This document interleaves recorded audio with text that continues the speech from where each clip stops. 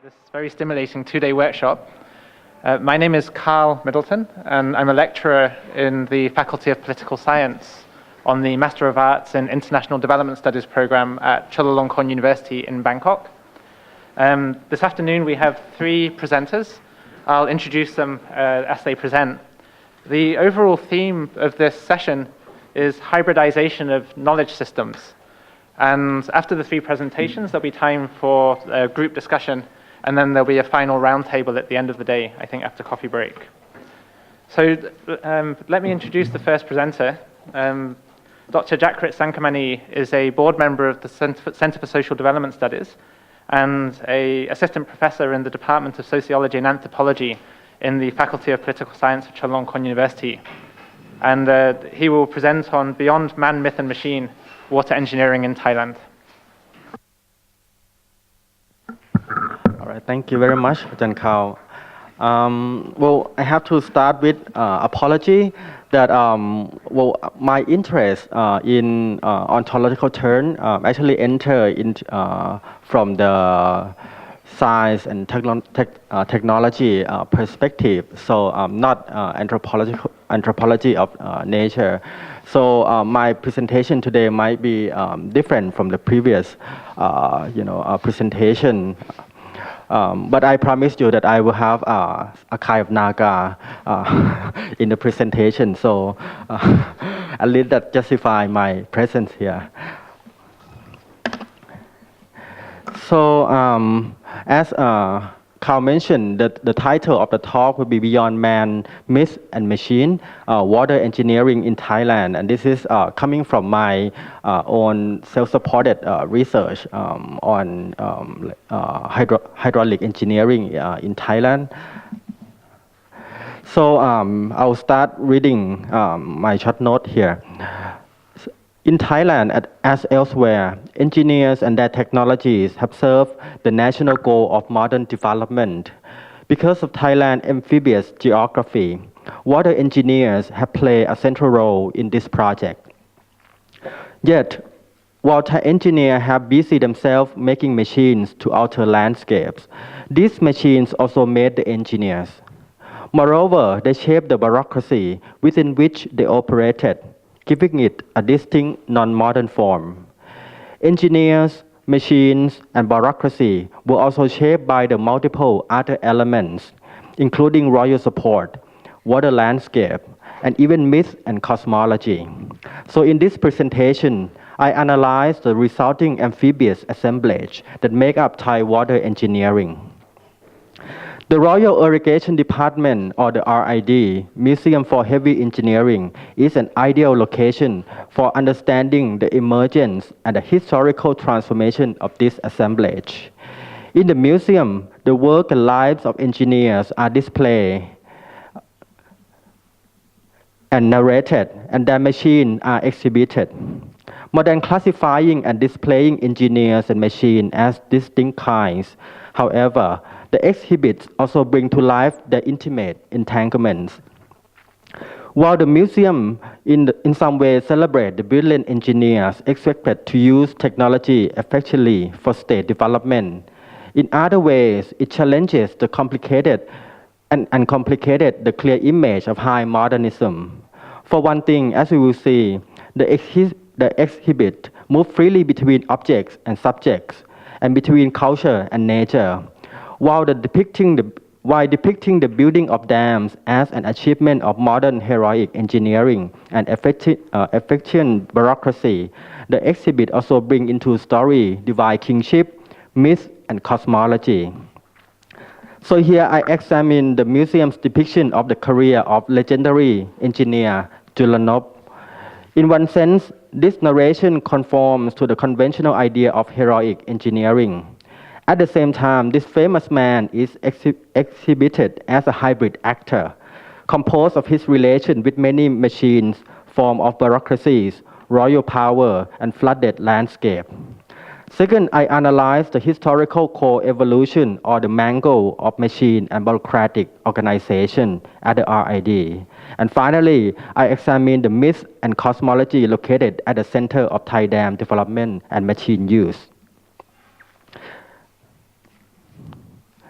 Inaugurated in 2007, the Royal Irrigation Department Museum for Heavy Engineering is located near a curve of Chao Phraya River on the outskirts of Bangkok. Covering more than 10,000 square meters of indoor and outdoor exhibition, the main building is a modern loft house shaped like a naga rising above water. Carrying a logo that looks like a wheel gear moving above the current flowing water, the banner in front of the building reads the RID Museum for Heavy Engineering in commemoration of Chulanop Sanitwong Ayutthaya, previous councillor. The landscape surrounding the museum feature a human-made pond in the shape of wheel gear, symbolizing the engineering capacity to manipulate natural resources for the nation. The juxtaposition of cosmology in the form of naga, the bureaucracy in the form of the banner, and the machine in the form of gears is immediately suggestive of the ontological multiplicity of this place. Walking into the hall, the visitor is guided through the three exhibitions. The first exhibit, entitled The Biography of Chulanop Sanitwong Ayutthaya, portrays Chulanop as a brilliant engineer who served the national and the late king by inventing numerous machines, modernizing the RD factory, building dams, and protecting the land against natural catastrophe. The second hall is called The Evolution of Machine Use and Design for the RD. Here, the bureaucratic and technological evolution of the RD machinery is articulated with simultaneous reference to the machine, reign of monarchy, various great men, and the restructuring of bureaucracy. And finally, with our brain and machines, depict the machine as part of the national development, in particular highlighting the RID involvement in the building of Thailand's famous dam. All of this sounds perfectly sensible for the engineering museum built to promote state-supported technological modernization. But as we look more closely at the exhibits, however, the Museum of Thai Water Engineering quickly becomes more complicated and quite a bit stranger. Entering the exhibition in Hall 1, one encountered the imposing portrait of the engineer Chulanop. After an illustrious career at the RID, Chulanop came to epitomize the figure of heroic engineer in Thailand. It is not unusual for either organization or museum to narrate success and progress as a consequence of the heroic agency of engineers. Yet, Chulanop's position in the museum is both more complicated and more ontologically interesting. In fact, he is shown as a hybrid actor, composed of such diverse traits as heroic agency, practical education, bureaucratic finesse, royal connections, and not least a life of intimate relation with many kinds of machine. Born into an extended royal family, in 1951, Chulanop received his bachelor degree in mechanical engineering from Chulalongkorn University. He then took up a position as a junior engineer in excavator section of the RID. At the time, the section owned around 15 excavators. Most were very old. Some spent most of the time in repair. Soon after Chulanop began working at the RID, 200 new walking drag line excavators arrived. As they were not ready-made, their assembly required extensive labor, skills, and time. Chulanop honed his engineering skill on these machines. Around this time, Thailand was about to embark on the construction of Chao Phraya Dam, a structure of unprecedented size. The dam has originally been proposed by the Dutch engineer Homan van der Heide back in 1903, when he had conducted a survey of the central basin in Thailand. During early 1950, the RID succeeded in getting financial and technical support from the Chao Phraya Dam, mainly from the US government and the World Bank. Despite his junior position, Chulanop became directly involved in assembling the imported machines. In assembling the machine, the excavator team started with the smaller size excavators, then used them as crane to lift the bigger part needed for the larger machines. Once assembled, the machine had to be transported to the site where they would put to work. Within topography of the river basin, This turned to be very difficult, requiring multiple methods of transportation. Drag line excavator depend on trailers, ferries, rails, sling, crane, trucks, as well as bridge and roads. Illustrating these practical difficulties, the museum narrates the event when the excavator once fell into a river. To rescue the sunken machine, divers donned snorkeling equipment and used heavy metal balls to descend. They then sketched the position of the machine in order to analyze possibility for retrieval. On this basis, the excavator was dismantled underwater and brought back to the surface piece by piece, using sling and forklift trucks. The whole operation lasts over a week. Chulanov developed both his organizational and engineering capacity while working under these tumultuous conditions. Moreover, his own subjectivity and agency were assembled in the same process. This is vividly suggested by the name "a man of walking drag lines" given by Chulanov by his peer in recognition of his deep knowledge of and intimate connection with this machine. In turn, this unusually close connection with the machine facilitated his stellar career within the RID. Chulanov rise to power and the gradual ascription to him of legendary qualities is in no small measure an outcome of his lifelong dance of agency with the machines. After working for 2 years in the excavator section, Chulanov was sent for a year for training to the United States. At the suggestion of the head of the department, he subsequently continued his study abroad, concentrating on the heat power engineering at the University of Michigan. Upon return, he began working in the mechanic manufacturing section. From this position, Chulanov added to his status by inventing new machines. His inventive zeal is made clear by the fact that he successfully devised and modified nearly 1,000 machines over a span of his career. They range from gigantic components of mega projects such as sluice gate of dams to small devices like hydraulic ram. Similar to the invention of diesel engine examined by Latour, the hydraulic ram was not the exclusive invention of the department or of Chulanov himself. For one thing, it drew on previous innovation by Whitehurst and Montgolfier, who has also been involved in the invention of hot air balloons. Yet, what was distinct about this hydraulic ram was its modification, undertaken on the late King Bhumibol advice, in order to make it simultaneously fit local context of use and the ongoing bureaucratic expansion of irrigation provision in support of his national agricultural development. Chulanov served in several water-related projects initiated by the king, who was a staunch supporter of the water science and engineering. Indeed, a large part of the exhibition in the Hall 1 is dedicated to the portrayal of Chulanov's royal services.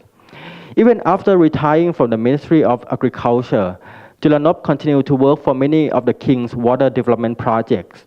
His strong tie with these prestigious projects made him widely recognized beyond his engineering community. In 1991, Chulanov was appointed the King Privy Councillor.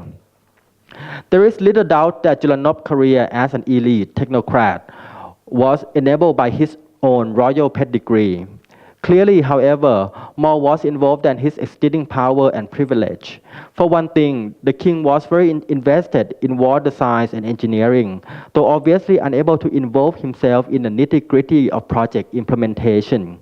For another, Chulanov was recognized far and wide for his deep working knowledge of excavators, his useful inventions, and his organizational abilities. Due to his importance of irrigation, water engineering is located at the core of Thai nation building. Thus, Chulanov's career unfolded at the very heart of the engineer state. Here we find no separate domain of science and technology and the state. Instead, what the museum depicts is a process of mutual constitution in which the invention and deployment of machines function as an extension of the monarchy, while royal privilege and support facilitate the extension of water engineering. While the king thus did water engineering through Chulanov did politics through water engineering.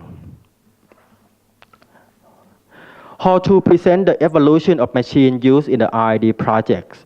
A number of eminent machines and instruments are exhibited sequentially.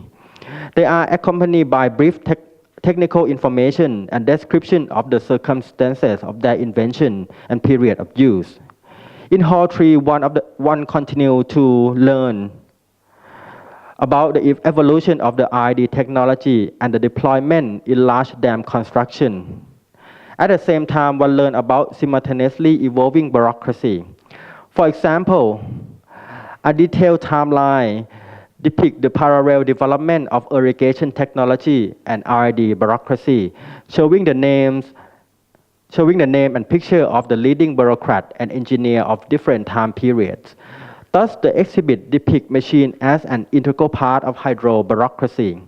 They narrate a mangled history in which bureaucratic organization and classification transform in tandem with the arrival of new machines.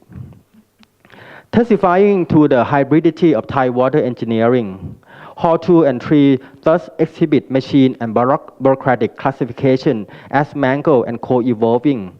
Over and again, the new machine acquired to enable R&D to operate in the Delta led to the reconfiguration of its bureaucratic structure, thus producing what I call a machinic bureaucracy.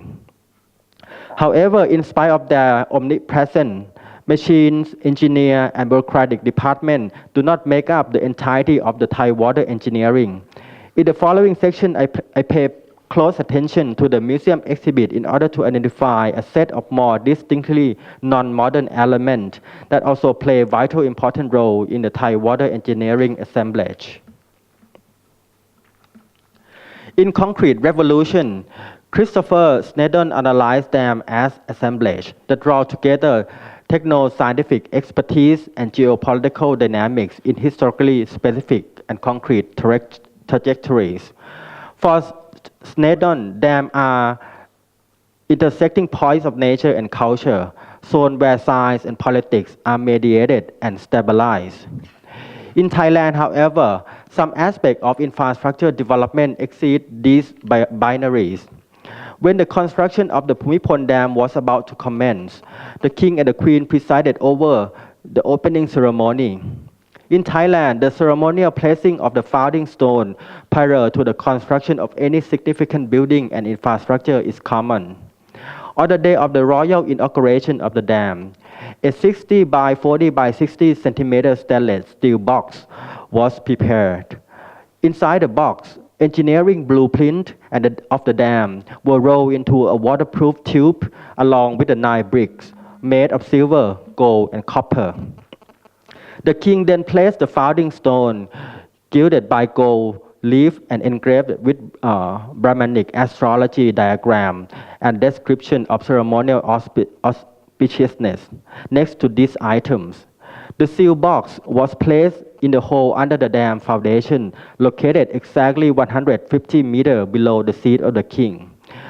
This ceremony juxtaposed modern things like engineering blueprints with royal things like golden bricks and cosmological things like astrological sign of auspiciousness.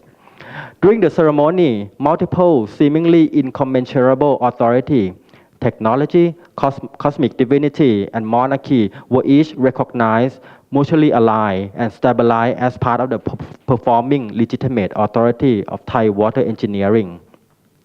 The insertion of the literally black box into the center of the dam structure can be understood as a sanctification of infrastructure that is simultaneously material and immaterial. Composed of ontologically variable elements, including cosmological one, hydropower infrastructure in Thailand go beyond technoscience and politics of its Western guise. Indeed, the ceremony articulates the interior of the dam as a place where insight of technology melt with the insight of Thai mythology. Divine foundation stone may indeed seem like anomaly, detracting from the more everyday processes of technological adaptation which make up the most of the R&D work. Yet many mundane examples testify to the similar kind of excess. Not only display in grandiose ceremony, common machines like Naga boat and truck also go beyond socio-technical binary. According to Buddhist cosmology, the Naga provides water to people by taking the form of falling rains. The Naga figure prominently in the architecture and is central to many religious ceremonies. It is also commonly found embedded in cultural and technical artifacts in Thailand. And this is, you can see that this is a modern branch of Thai water engineering represented by the seven-head Naga, which is represent the seven branches. So in the early 1920s, extensive drought coupled with the reorientation of national development toward agriculture gave birth to the first batch of Naga boat or Rua Nak. Invented in 1922, these boats were modified iron boats with an installed Worthington centrifugal water pump and a diesel engine. Their technical purpose was to provide irrigation, supply water, and elevated flooding. The sibling of the Naga boat, the Naga truck, Rot Nak, was a modified Ford installed with the Torishima water pump and diesel engine. In the museum, the picture and model of Naga boats and Naga truck are displayed as a success story of how local engineers modify foreign machines to serve local conditions. As the Naga boat and truck travel to remote areas, they carry with them both the technical action of engineers and the divine power of the state. Moreover, they brought along mystical power such as the capacity to provide rains and fertility. The exhibit suggests that the success of this machine in rural conditions can be attributed to the combination of the bureaucratic, the technical, and the mystical. As non-modern political materials, the Naga boats and trucks thus create a conduit between engineering and divinity. While the exhibition at the RD Museum on the one hand evokes a pervasive image of Thai bureaucratic capacity and the success of Thai modernization, I have indicated that it does much more than that. It ties together the material and immaterial. It interweaves technology, politics, and myth. Machines are shown as mangled in numerous other entities, including engineers, changing form of bureaucracy, natural catastrophe, royal ambition, astrological prediction, and spiritual Latin Naga boats. What emerged is an image of Thai water engineering as a profoundly heterogeneous and non-modern assemblage, which acknowledged the coexistence of people, machine, and spirit on the same ontological plane. In this presentation, I have examined the RD Museum of Heavy Engineering, which exhibits in historically changing assemblage of Thai water engineering. Indeed, if we consider the constant visibility of royal power at the museum, its emphasis of Thai engineering capacity to successfully deal with the unruly landscape, and its narration of Chulanop's legendary achievement, it might seem that the museum is about little else. Thus, it can be argued that the museum performs an ideology of legend that celebrates Thai water engineering in terms of heroic and stoic individuals struggling against irrationality, ignorance, and obfuscation. Yet, through the people and machine on display at the museum are certainly associated with the power of the state. The exhibit also complicates the heroic narrative. Operating through selective portrayal and juxtaposition of engineers, technology, bureaucracy, and natural events, the museum is composed by the exhibit encompass not only the intimate entanglement between the body of engineer and machines, and between machine and bureaucracy, but also mythical and cosmological elements like divine stone and Naga vehicles. In this way, the museum testifies to a blurring of nature, society, and divinity occurring at the very heart of the Thai modern engineering state. It articulates the Thai water engineering as a non-modern assemblage, beholden neither to the dichotomy of nature and culture, nor to the clear distinction between science, politics, and cosmology. Paradoxically, this non-modern assemblage has been central in propelling forward the seemingly high modern practice of Thai water engineering. Thank you.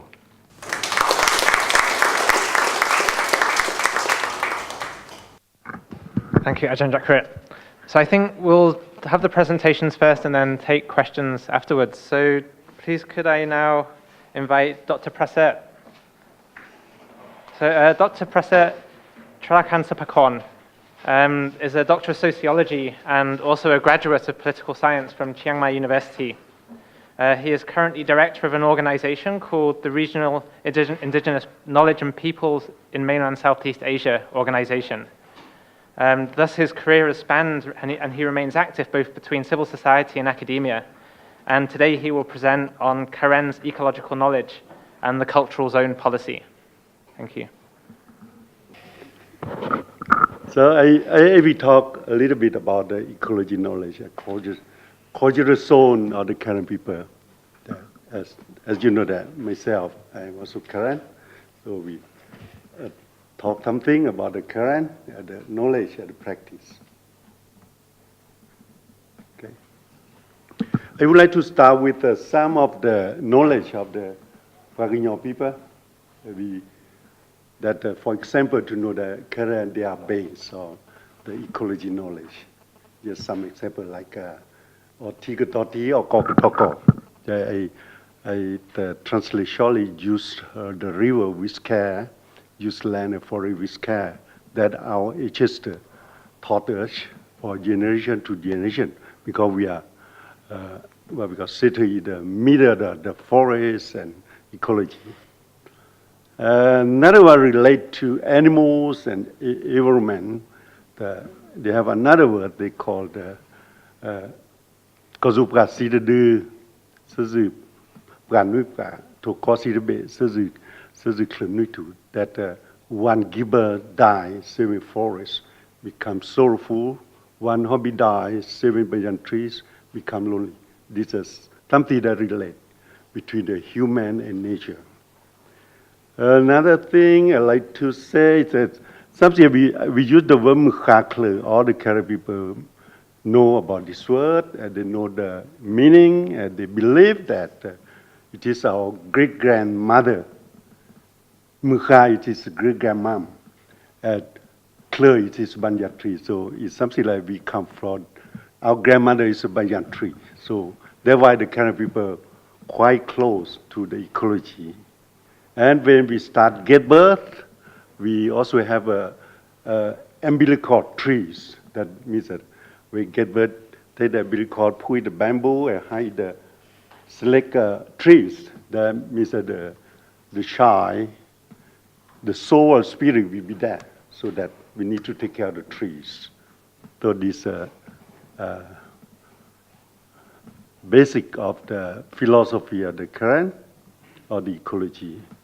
I like to express a little bit to show you about the map. You can see in the left side, it is a map of Thailand.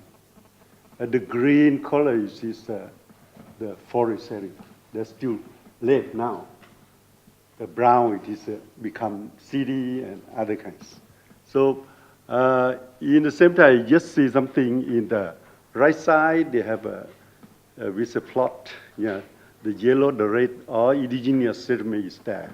Especially the yellow, what we call yellow plot. It is the Karen area. And most of the Karen area, they are based on their knowledge. One of the agriculture system we call the rotational farming base. That is the main system that manage the ecology, that harmony with nature.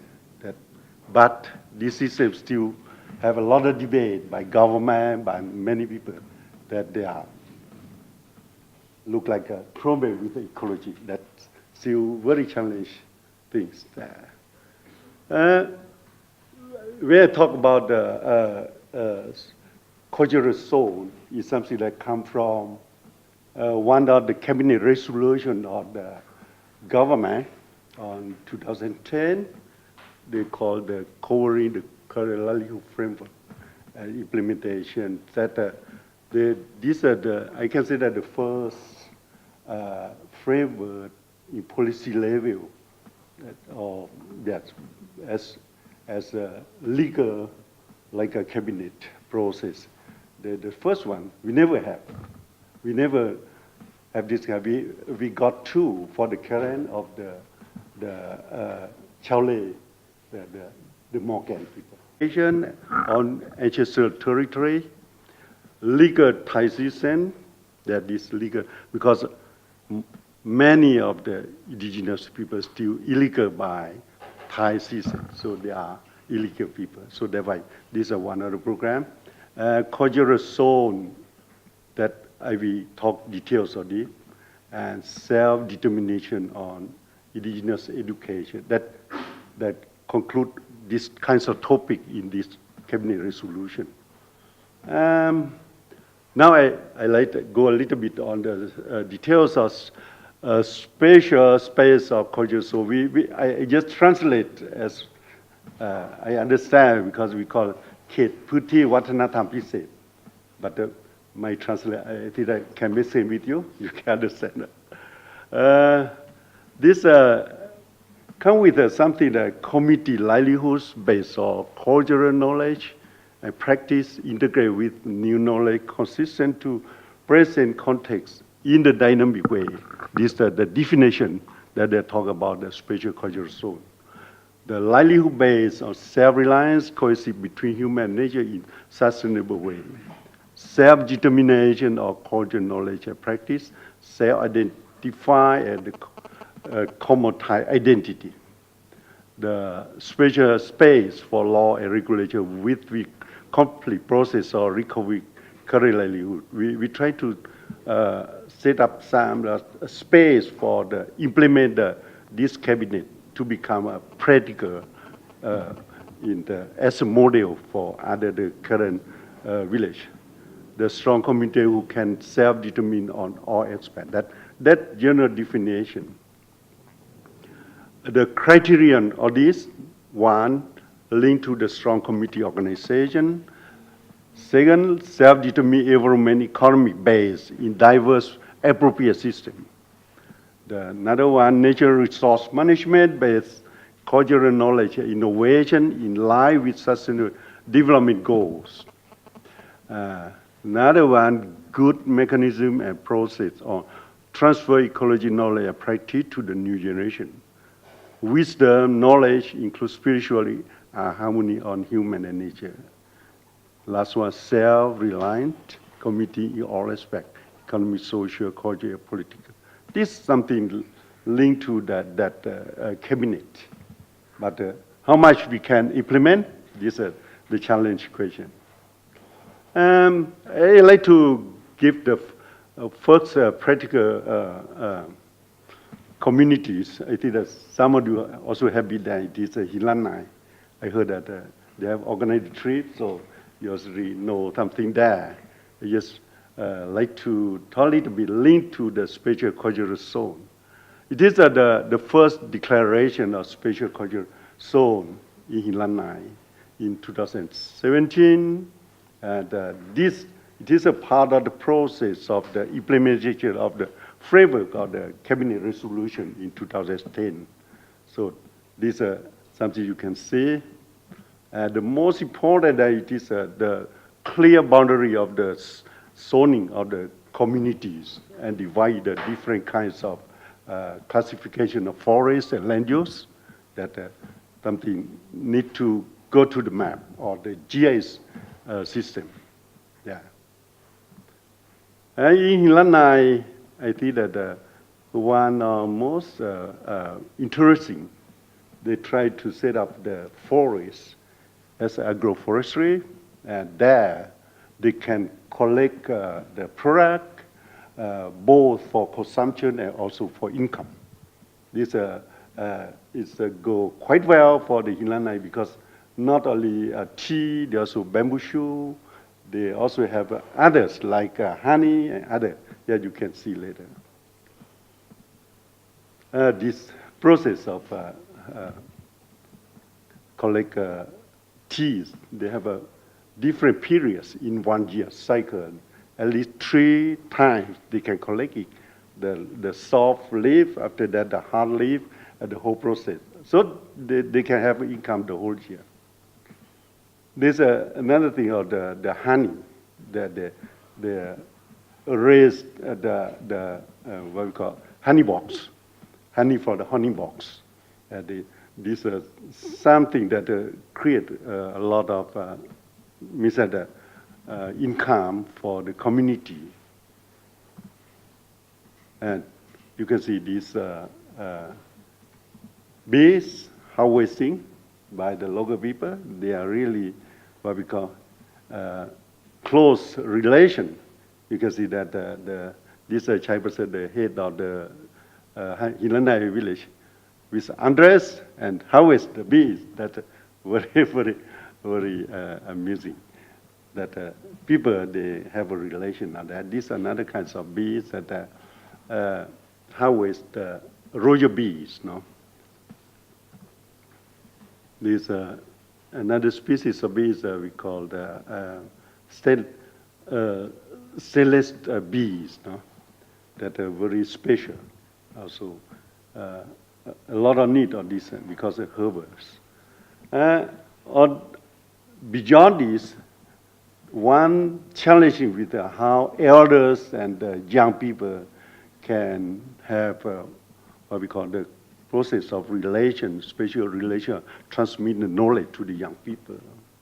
That process, especially on the process of rotating farming process or cultivate, it is time of elders and young people have a relation that they exchange, they learn from each other.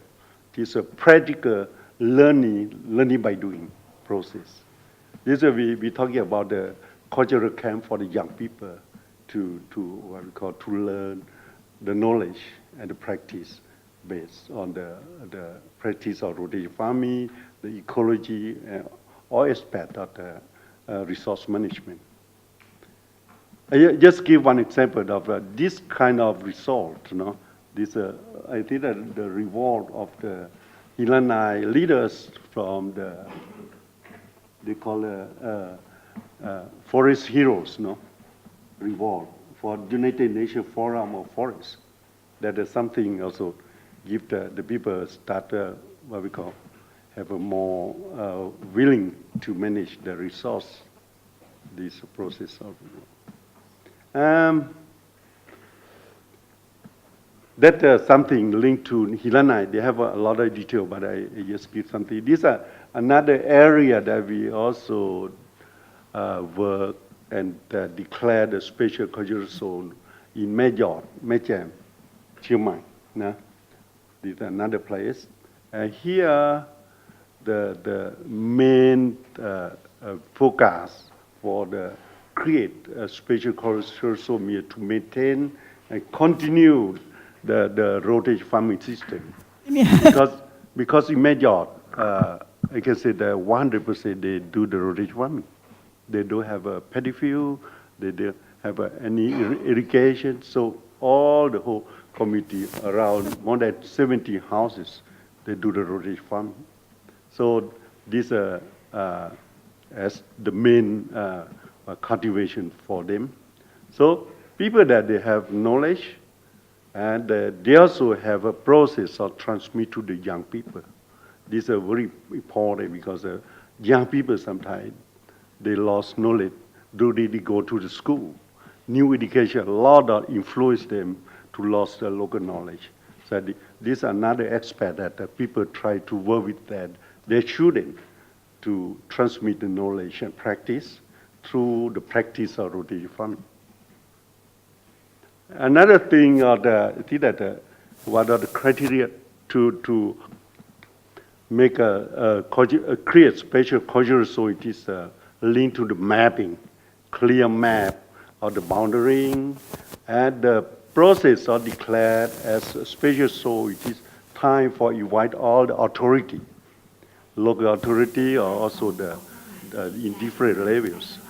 Here you can see some signs that means that after the declaration and the presentation of people, the officer also joined the sign of recognize the management of the people there. So this is part of the what we call the special cultural zone. Because in behind of the create the special cultural zone, we try to use the cabinet or the word special culture as mechanism for implement the what we call the create the real strong of the comeback or livelihood of the current peoples. So that as a chemistry to work with it to revive their livelihood, their culture, for the recognition by government, also the public. This is something linked to innovation. Yeah, normally the young people, they quite good in this aspect. You know? The major, after the harvest, they have a lot of different kinds of varieties of products. Some of the product that they try to make we call rice powder, no, for rice chili powders, and to create as what we call as the trade for sale, because they have quite a lot of products, but they also need income. This is one of the innovation that they try to create their own brand and sell this kind of innovation practice.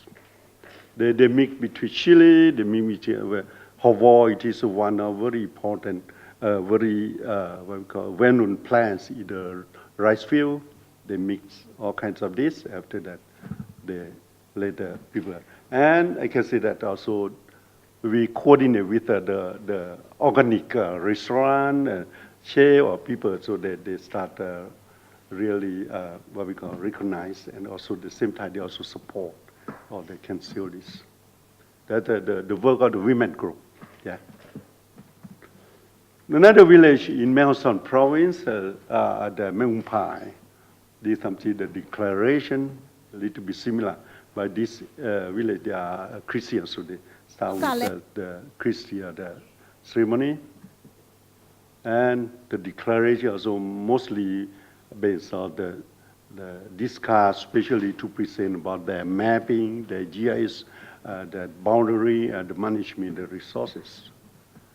Another area in the Doi Thanon, Sandindang, it is one of the village under the national park, also declared as a special cultural zone.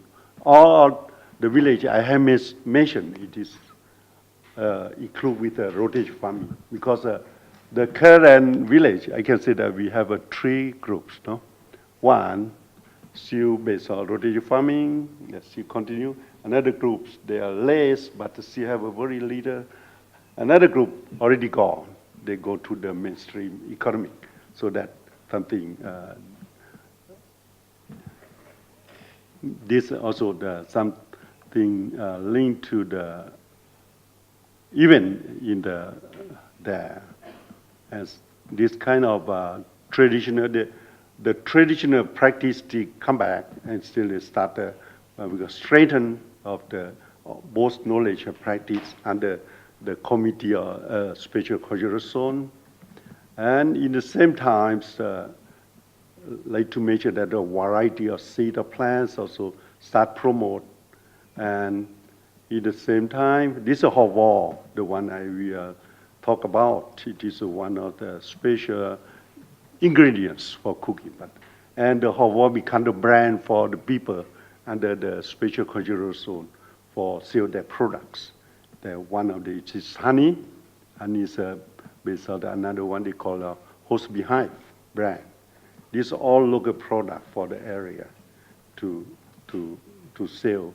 The main idea from this, we are not just looking for income for the forest, but means that this kind of income, they separate into the one, it's a benefit to the one who have done the host.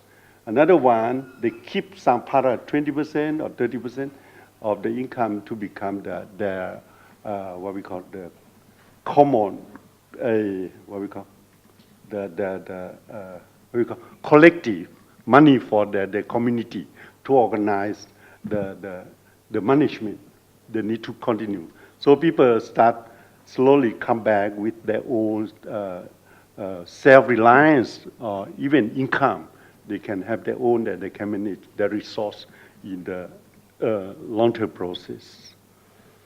These are something after they have a product, they create a lot of different kinds of what we call product, a brand, in the initial way.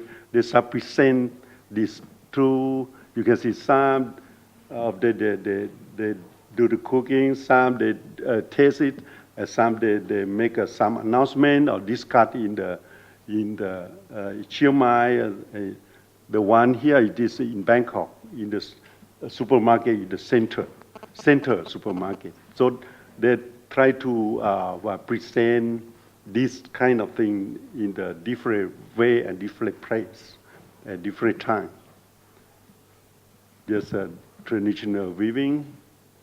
This just show you that the exchange between local chef and the outside chef. These people, most of the chefs, they are the owner of restaurant or the organic restaurant. So they interact with the local people and local products and local chef. They did something in the village that the special so start make some exchange with this and come up with a very interesting menu and tasting as it's adapt between local and the new. So these some of the new things that come out. It show you about some of the cooking by chef, the exchange and tasting between the what we call chef, outside people and the local people.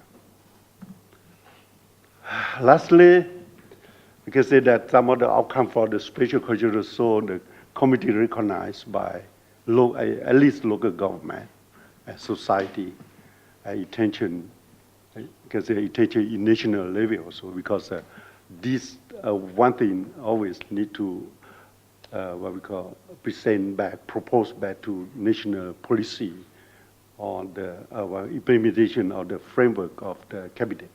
Committee confident on the cultural ecology knowledge and practice, innovation as the direction. This is not just practiced by Chiangmai Bay, but they also looking for the innovation way, some adaptation in the dynamic process linked to the local context now. Model for expand to other communities, become model. The young people start aware, ready to be part of learning process or knowledge and practice on indigenous knowledge in dynamic approach. This is something very difficult for us, it is young people. Young people, lot and most of the young people migrate to the city after they graduate.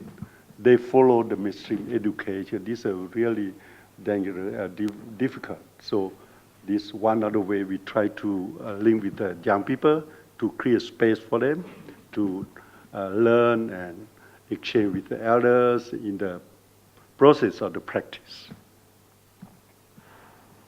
Recommendation and challenge. Increases the cooperate with a relevant agency of government, particularly Ministry of Resource and Environment, local administration. Why I mention about the Ministry of Resource and Money, that they are the one who are ignore this cabinet and also still not support local management of the people. So we try to what we call exchange. Try to do some of the information and documentation to talk with them. Last week, we also have a chance between Ministry of Environment and the local people to present the case, or the practical case on the management. So it is the trend, it looks start, come, but we need time. Common direction or strategy applied in all levels. Means that on this kind of the how to manage ecosystem in a sustainable way, how to use cultural base for the development sustainable goals. Okay, so start come out. Full participant about our approach instead of top-down approach. These are some of the comments. Lastly, full promotion and support by government, or even personal, technical, or fund. This is something to challenge. If the government evolve or this process, the implement, we expand. I believe that the indigenous people in North Thailand, we have a base on the sustainable development goals in the future. Thank you very much. Tablu, Dr. Prasad. So I think we're actually on schedule at the moment to be able to have a coffee break. So we'll have a coffee break for 15 minutes, and then after that we have the final presentation and then a discussion. Thank you.